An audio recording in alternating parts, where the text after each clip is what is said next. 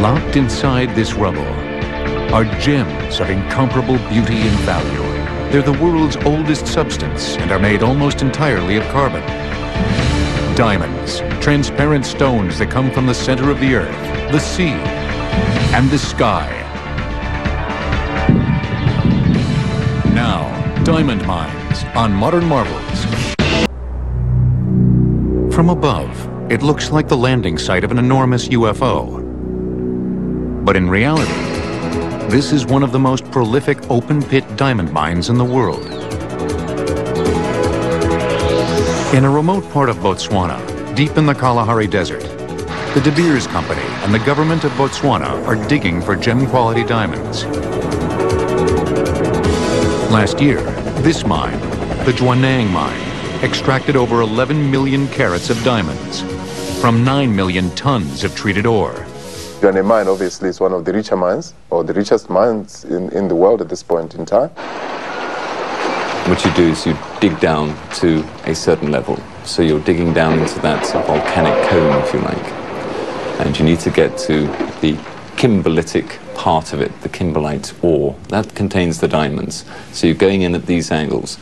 Now, in order that the walls, if you like, of this open pit mine don't fall in on themselves, you stagger it down in a series of terraces.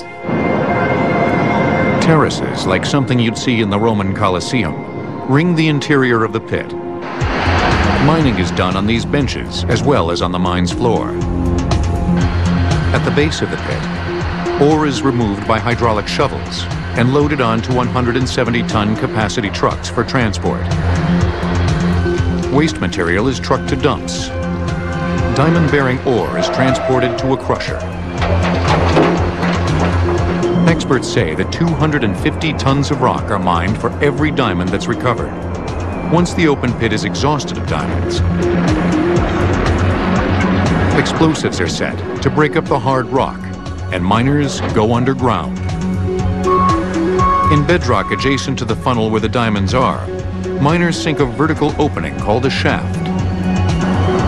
Horizontal tunnels join the main shaft to the working areas. Drilling takes place toward the diamond-bearing ore. Rock between the tunnels is blasted, removing the support from the overlying ore so that it caves in. Now the pieces of rock are small enough to be removed from the troughs at the production level. Here, the rock is broken and transported to underground crushers before being carried to the surface. Conveyor belts, which were first used in the 1920s, move the ore out of the mine. The first stop is the main treatment plant, where the crushed ore is washed and screened. Next, the concentrate moves onto a building called the aquarium. This three-tower building consists of a floor for sorting, a floor for recovery of diamonds, and a bulk acid holding plant. From this point, the ore moves around in sealed containers. The rule here is, what can't be seen can't be stolen. Our first principle was to actually separate people, a physical separation of people actually from where there was a high concentrate of diamonds. Our process is actually hands-off. Automation has actually ensured that that happens. Using high-technology equipment, rough diamonds are automatically sorted, cleaned, sized, weighed, and packaged. Hidden surveillance cameras monitor the entire operation. In this control room, men track the flow of material by computer and watch for a security breach. They can see which doors have been opened, at what time, and for how long. Employees are photographed each time they go through a secure area. In high-risk areas where a diamond might be swallowed, they're also X-rayed. Once the diamonds are fully recovered, they travel by overhead conveyor through the plant and into an area so protected, it's off-limits to film crews. Why all this fuss over an element that is totally carbon, just like the graphite you find in a pencil? Because diamonds have been treasured by mankind for over 3,000 years. And because $7 billion worth of raw diamonds are sold every year. That translates into $50 billion worth of jewelry. But of the millions of diamonds purchased each year, few new owners know their rock's true history. Diamonds have to form at extremely high temperature and extremely high pressure. And the only place on Earth you find this is deep underground, perhaps 100 miles below the surface of the Earth. And there carbon atoms slowly come together. They form larger and larger crystals. We know that some of those crystals may be the size of a soccer ball or maybe a watermelon even. Over billions of years, at intense heat and unimaginable pressure, diamonds crystallize miles underground. They hitch a ride to the Earth's surface inside a carrot-shaped funnel called a kimberlite pipe. Kimberlite pipes contain minerals, including diamonds. Small volcanic explosions hoist the pipe to Earth's surface at Mach 1 speed. The famous pipe in Kimberley, South Africa, discovered in the late 1800s, was 450,000 square feet across and 3,500 feet deep. Our knowledge of diamonds was acquired slowly. In 1772, French chemist Antoine Lavoisier shattered the myth that diamonds couldn't burn. He focused the sun's rays through a big circular lens and trained it on a small diamond sitting in a glass bowl filled with oxygen. And lo and behold, after a couple of minutes, the thing began smoking. Then it began smoldering, and then after a while, it was just a little pile of cinders, ashes to ashes, just like people. He discovered that diamond converted to carbon dioxide, and yet he never made that next step, the step that would suggest that carbon was what diamond is made of, that diamond is simply a pure form of carbon. The discovery of what diamonds are composed of fell to British chemist Smithson Tennant in the early 1800s. He took a very carefully weighed amount of diamond on the one hand, and then took the same weight of graphite or of charcoal on the other hand, and burned each of those in the way that Lavoisier had done, and showed that in each case you produce exactly the same amount of carbon dioxide. That proved beyond any doubt that both diamond and this black graphite, the soft material of pencil lead, were chemically identical, even though they looked so completely different.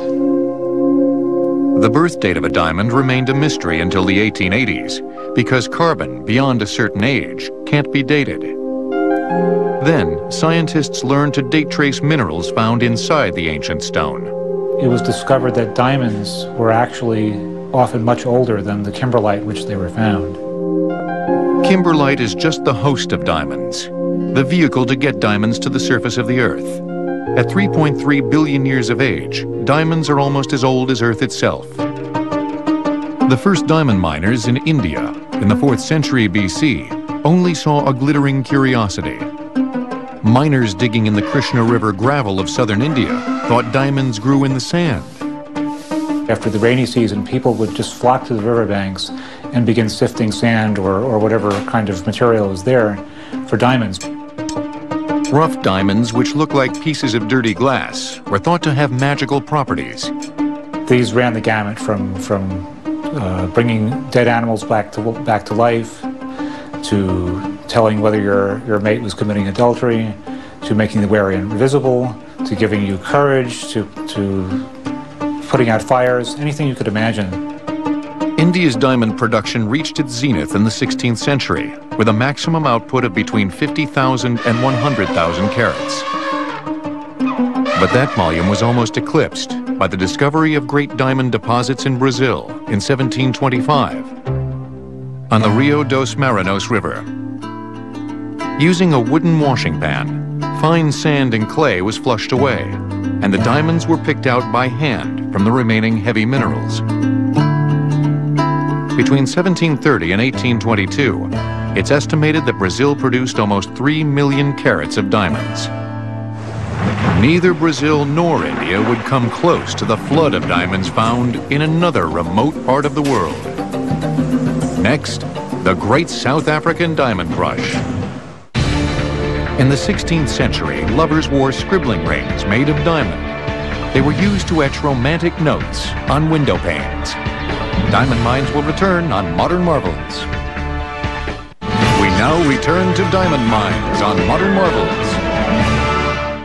In 1866, the Great South African Diamond Rush made world headlines. It began when 15-year-old Aramis Jacobs spotted a transparent stone on his father's farm on the south bank of the Orange River.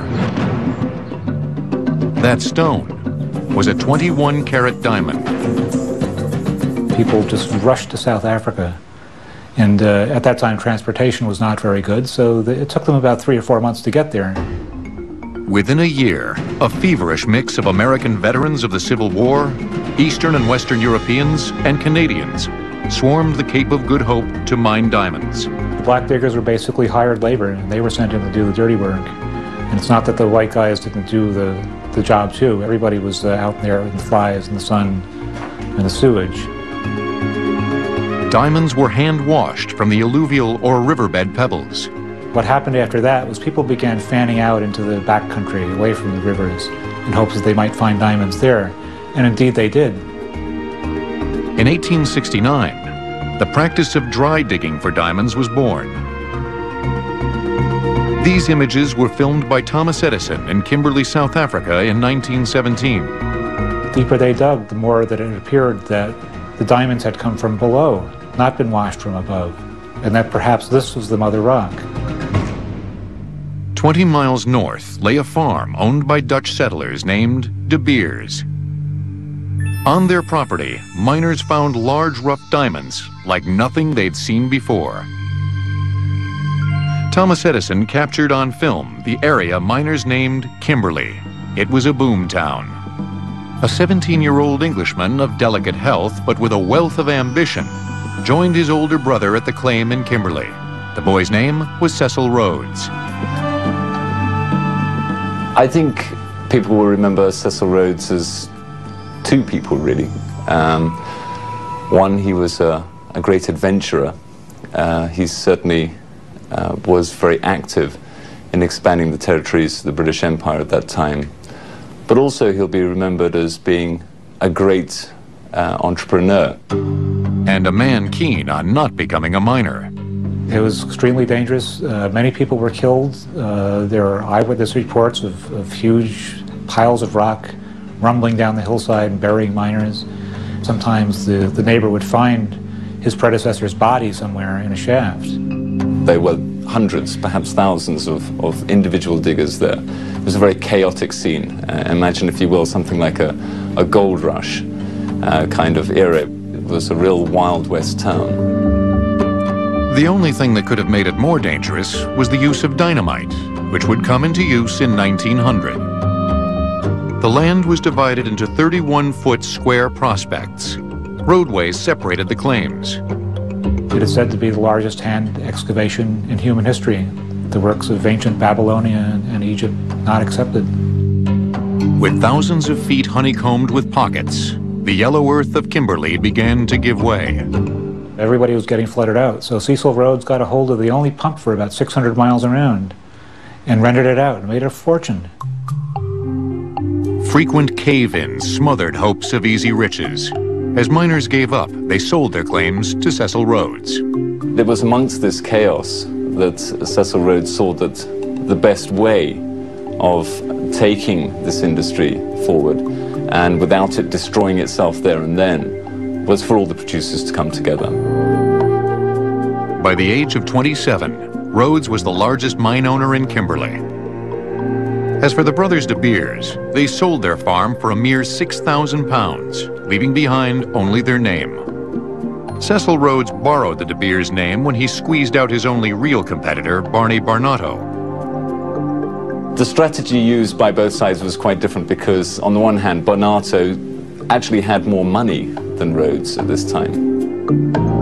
Rhodes pushed for a partnership with Barnato. A financial battle ensued, and ultimately Rhodes won the day. He merged the holdings of both men into De Beers Consolidated Diamond Mining. With Rhodes' subsequent purchase of the now famous Deutspan and Bulfontein diamond pipe mines, Rhodes controlled more than 95% of the world's diamonds by the turn of the century. To ensure the present and future value of diamonds, Cecil Rhodes began a movement towards centralized control of their production and release, a move that had no precedent in world economic practice. He predicated the volume of diamonds he'd release for market on the number of marriages every year in the United States, for engagement rings were the bulk of the diamond gem market. Distribution of his diamonds would go through a single channel. The birth of what we came to know as single-channel marketing was really in 1890, a couple of years after the establishment of De Beers Consolidated. And this was when a group of diamantaires based here in Hatton Garden came together and created the London Diamond Syndicate. And this syndicate basically took the production from the De Beers mines and marketed them onto the world. The stage was set for an up-and-comer to reap the rewards of Cecil Rhodes' plan. Ernest Oppenheimer moved to London, worked for a company called Duncan Spuller with his uncle, and eventually in 1902, just shortly after the death of Cecil Rhodes, went down to Kimberley and began buying diamonds from De Beers to sell back through his uncle's firm. In Kimberley, Oppenheimer saw the gradual erosion of the diamond industry. Single-channel marketing worked well as long as this one area produced 95% of the world's diamonds. But new producers from Angola, the Congo, and Namibia were pumping diamonds onto the world market, which would ultimately force the price of diamonds down. With backing from financier J.P. Morgan, Oppenheimer formed the Anglo-American Corporation to exploit a gold field in Africa's East Witwatersrand. In the meantime, the onset of World War I drove the diamond industry down. Money was spent on staples, not on diamonds.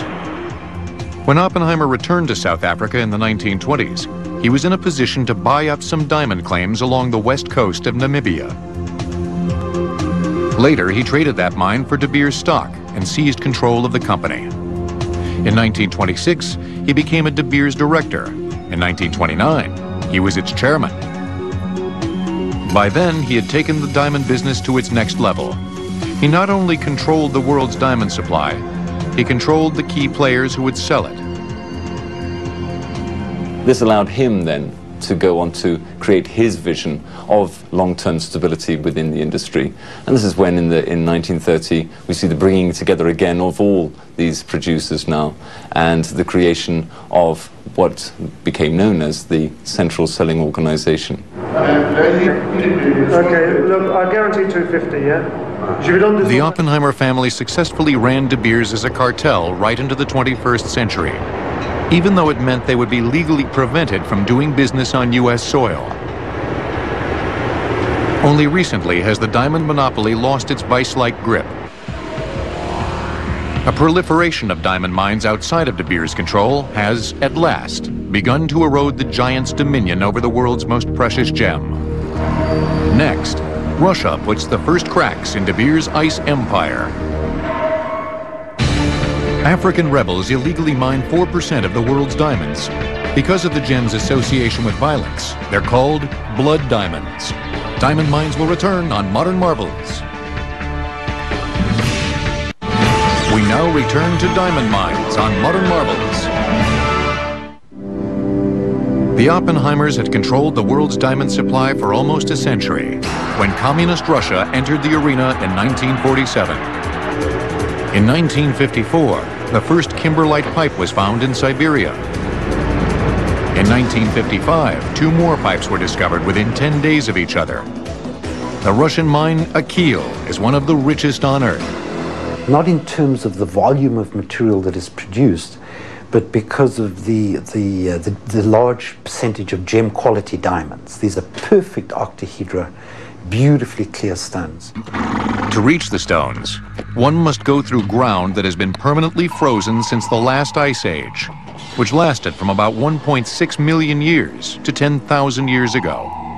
In these extreme Arctic wilderness conditions, a spring day is minus 30 degrees. Mining in these areas posed an entirely new operational vista and an engineering challenge.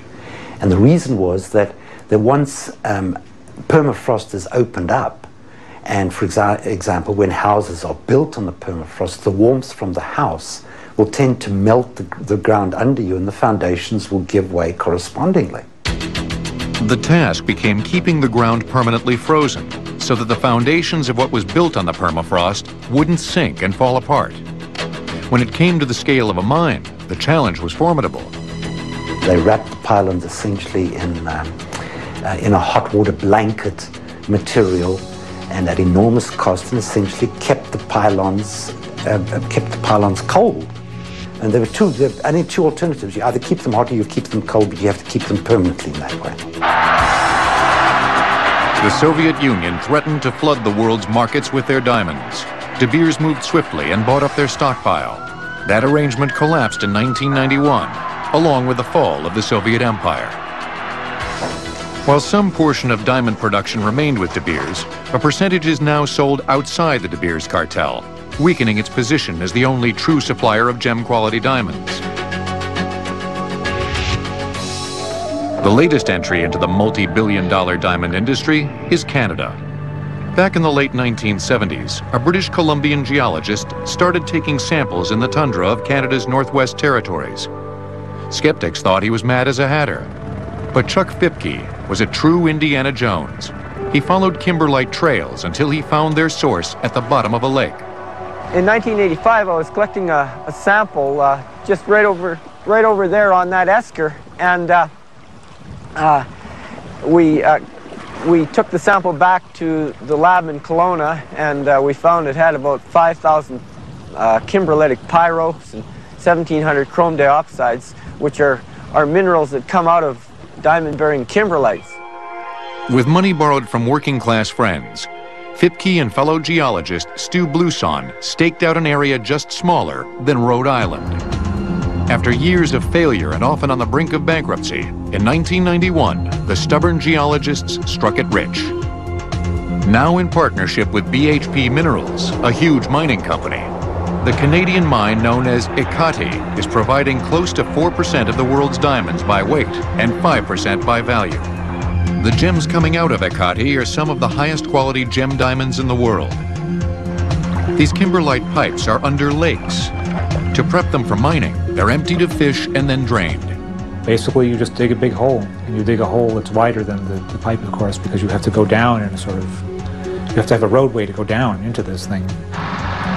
Using a steam shovel about 3 stories high, tons of diamond ore is scooped up from the former lake bed and dumped into a huge truck. At a nearby plant, the ore is run through a series of sieves and rollers and other equipment that crushes it up. They don't want to crush it up too much, of course, because they'll crush any diamonds in there. In a final step, the heavier diamondiferous material is put through a device which X-rays every little particle as it goes down a conveyor belt. The diamonds will fluoresce, but diamonds aren't all they X-ray. They do everything from X-raying your laptop computer and your boots to putting you through a little airlock device which takes a look at your body just to make sure that you don't have any diamonds on you. Fipke and Blouson's early shoestring investors are now millionaires, and the geologists each have a net worth close to $500 million. They're still wearing the same ratty old shoes and pants. They're in some ways not touched at all. Where are diamonds found? An obvious answer is around a kimberlite pipe. But once that kimberlite host weathers, diamonds are found in riverbeds and the sea. In 1961, a Texas businessman explored shallow water sea mining adjacent to the coastal strip north of the Orange River, known today as Namibia. In 1967, De Beers took over from this early prospector and began taking samples. By 1970, they were able to sample sediments in water of up to 656 feet. Their efforts led to the discovery of a diamond deposit in the Atlantic Ocean on the middle continental shelf. The diamonds had been carried to the Atlantic as the land surface eroded over millions of years. Within 10 years, De Beers had recovered over 400,000 carats of diamonds from the sea, mining at a maximum depth of 500 feet. The first challenge in deep-sea mining is removing the gravel from the seabed. The gravel in which the diamonds are preserved or concentrated is literally sucked up as a vacuum cleaner would suck up material. De Beers mining ships are converted oil rigs with a hole in the middle of the boat. And it was through that the suction mechanism is put and then lowered onto the seabed, and the gravel is then brought up into that. that's partially concentrated, which is the great advantage of that ship. The initial concentration is done on board, the waste material is thrown overboard, and the ship progressively moves up and down. There are two methods to suck gravel from the sea. The horizontal system uses a seabed crawler. Gravel is brought onto the ship through flexible slurry hoses. The vertical system consists of a large diameter rotating drill bit. The system actually lifts the gravel from the seabed to the ship. It's possible to go back to the same primary holes, Nori holes as they're called, in which are irregularities in the basement of the sea floor, and these are recharged after a big storm, and they're recharged with diamonds, and so they can go back again periodically, suck the material up, and it will be diamond bearing again. On board, the gravel is separated into 3 sizes by a screening process. The smallest size is mostly waste quartz and is discarded. The largest size rarely yields diamonds and is washed overboard from the ship. The middle size is processed to separate the heavy minerals, including diamond, from the light waste mineral. The remaining concentrate passes through an X-ray machine, which further separates the fluorescent diamonds from the rest of the material. After the final sort, the diamonds are ready for transport. And then they're put on motorboats, motor launches, and then taken ashore. From diamond mine to jewelry store, only the best stones will make the grade. Next, the hands-on process of sorting diamonds into 16,000 different categories. Today, diamonds are mined in about 25 countries, on every continent but Europe and Antarctica. Diamond mines will return on Modern Marvels. We now return to diamond mines on Modern Marvels. This is Gaborone, the capital city of Botswana. The prosperity of this region is due to the country's rich diamond deposits. Diamonds from Jwaneng mine are sorted and valued in this building. What we're doing at this end of the floor is valuing large diamonds into one of many hundreds of classifications by color, quality, shape. Diamonds are first separated into gem quality, near gem quality, and industrial grade. The purpose of sorting is to estimate an asking price for the rough diamonds. A sorter's initial training lasts 6 months. If he's not maybe very good at sorting, we don't, that's when we just say to them bye-bye. Experienced sorters can make 16,000 different classifications, like color, size, weight, model, clarity, grade, and every subcategory therein. Small stones are sorted by computer. Human hand sorters used to face so-called run-of-mine diamonds, which included every classification. Whereas now, we have machines actually helping us to sort about 60%. Diamonds that pass through this room represent 70% of the gross domestic product of Botswana, a whopping $4 billion. So it's a huge earner, dollar-wise, for Botswana and the economy. And it has transformed the economy over the last 20 years. Sorted rough diamonds are offered for sale in London by De Beers 10 times a year. An elite 125 diamond jewelry manufacturers are invited to these events. You go to London and they will show you the kind of goods that you are experienced to manufacture, and you can handle it and you have the proper distribution, and they will award you a site accordingly. The De Beers site holders manufacture many of the most exquisite pieces of diamond jewelry on the market. These are compilations of years and years of housing and holding an inventory until you actually have enough stones, because what happens is that a lot of the diamonds have to match each other. This fancy yellow diamond necklace took 3 years to assemble. Its yellow color comes from traces of nitrogen. The color increases its value. It wholesales for $1.2 million and retails for $2.4 million. There's a lot of royalty around today with the Arab world and some of the other countries, the emerging countries. There are individuals who are in a position to buy these. Stones are matched by color, clarity, and shape. The piece here in the middle is a tiara as well as a necklace. It's shown here as a tiara. It's got pear shapes and rounds and some marquise and some smaller pear shapes, yellow pear shapes, white pear shapes. Most of the stones in this tiara are graded D, flawless. These are signature, like paintings. Yeah, these are signature pieces for us, though. People will recognize that there's only a few select companies in the world that can assemble something like that.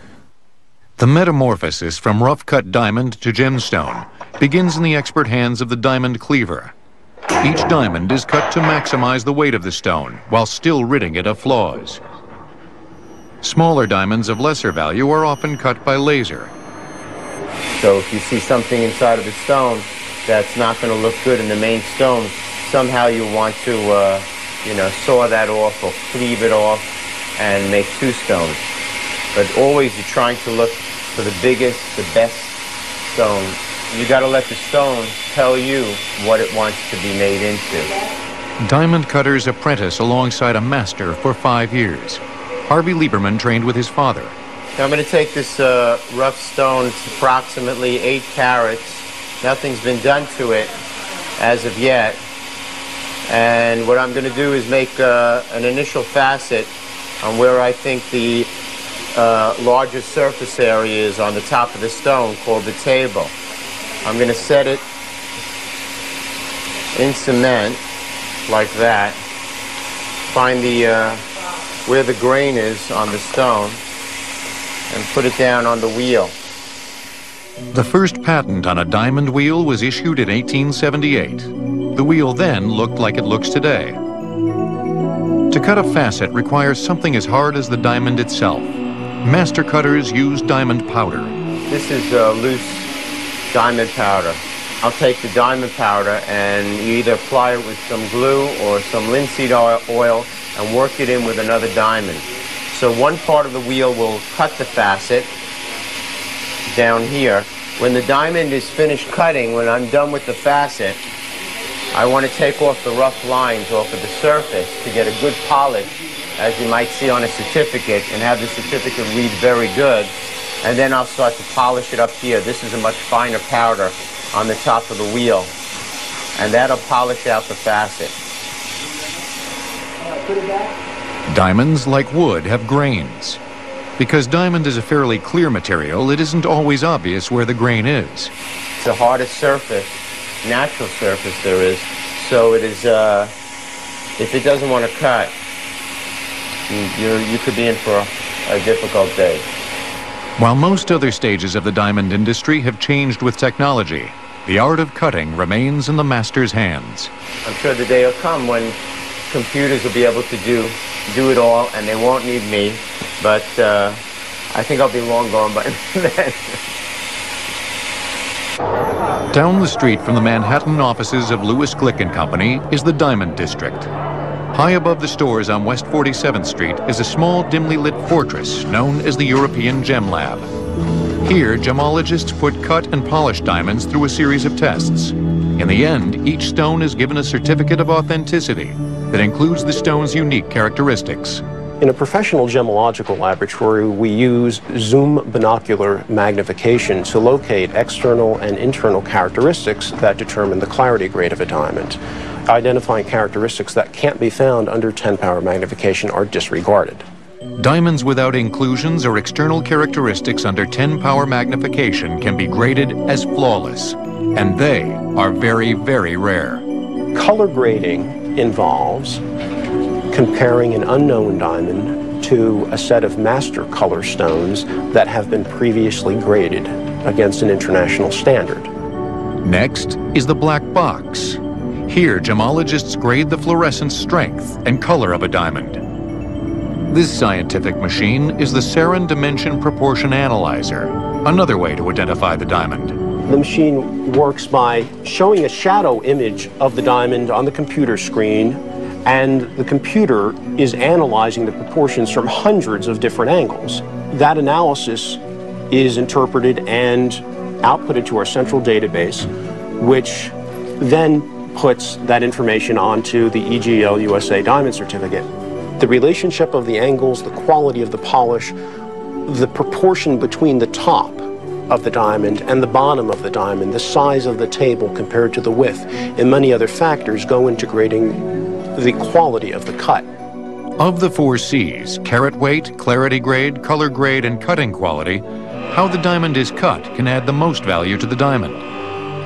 There's a relatively new way to identify a diamond that involves inscription. What we're looking at right now is a technician typing in certain characters that will be inscribed with a special laser on the girdle, the thin edge of the diamond. The letters are so minute they cannot be seen with the naked eye. The machine is capable of inscribing just about anything. As a matter of fact, we can accurately reproduce logos, company logos, corporate logos, personal insignias, family crests if you want. For security purposes, some merchants request social security numbers. Lovers request terms of endearment. The laser itself operates in the ultraviolet region of the spectrum, which means there's no burning taking place of the diamond. It's perfectly safe for the diamond. We can engrave a human hair with this. We chose to inscribe this 5-carat diamond with our own name. A diamond like this would retail for around $93,000. But what if this diamond had been made by a machine? Next, real diamonds made by man. Diamonds are nicknamed ice, not only because they look like it, but also because they're a great conductor of heat. Put a big enough diamond on your tongue and it'll feel cold. That's because heat is being drawn away from your tongue. Diamond mines will return on Modern Marvels. We now return to diamond mines on Modern Marvels. Ever since Smithson Tennant unlocked the secret that diamond is carbon, scientists have tried to make a diamond out of graphite. It took 150 years before they got the job done. To make diamonds, scientists in the laboratory have to mimic the deep earth. You have to get very high temperatures. And that's not so difficult. We know how to make high temperatures with fire or with electricity passing through material. You can get thousands of degrees, fairly straightforward. But you also have to get high pressure. Pressure is equivalent to a 100-mile column of rock. Henri Moisson, a French chemist who in 1884 took up the study of fluorine, turned his attention in 1892 to the development of the electric arc furnace. In an experiment involving carbon, Moisson claimed in 1893 to have synthesized diamonds in his furnace. He went on to win the Nobel Prize. At the end of runs, he would find that he had these glittering, clear, faceted crystals that he had produced in his material. And it turns out those faceted crystals looked a lot like diamonds. So Moisson said, "I've made diamonds." And the world, because he was a Nobel Prize winner, believed him. Moisson actually produced silicon carbide, now renamed moissanite. Today, moissanite is marketed as a synthetic gemstone because it looks so much like a diamond, but sells for 1/10 the price. In 1913, William and Lawrence Bragg, a father-son team from England, used the new technology of X-ray crystallography to determine diamonds' atomic structure.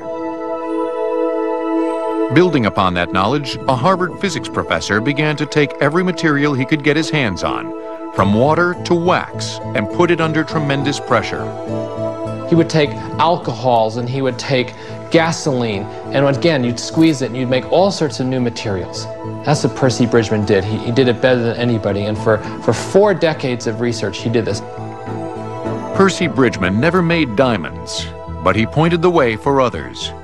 After World War II, the can-do generation that had built the bomb decided to put together a team at General Electric and figure out how to make synthetic diamonds once and for all.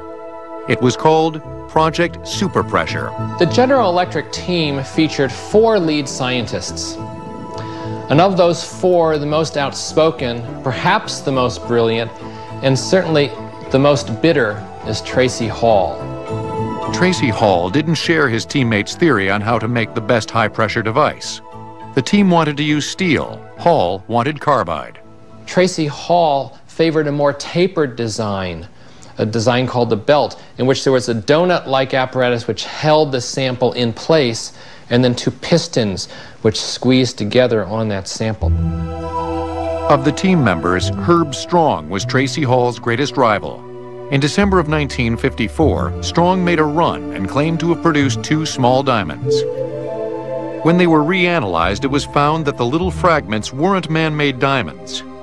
They were tiny mine diamonds that had slipped into the run. Later that December, Tracy Hall, using his belt apparatus device and similar chemical principles that Herb Strong and others had developed, did his run. And there are countless tiny diamonds studded in his experimental run. And that indeed was the first time that humans had made diamonds in a way that was reproducible. For their effort, GE gave each of the lead scientists, including Tracy Hall, a $25 savings bond. The first synthetic diamonds were like little grains of sand. To make big diamonds, the scientists used a different strategy.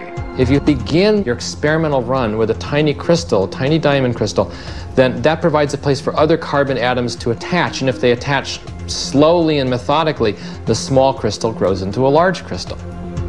GE discovered you can turn almost any carbon-based substance into diamonds, including peanut butter. The idea is to create an experimental environment of high temperature and high pressure. You have a sample that's composed primarily of carbon, and you want to take that sample and confine it very carefully so that it doesn't squirt out the sides of your apparatus. And you want to squeeze down on that sample using pieces of steel or carbide or even other diamonds in some cases.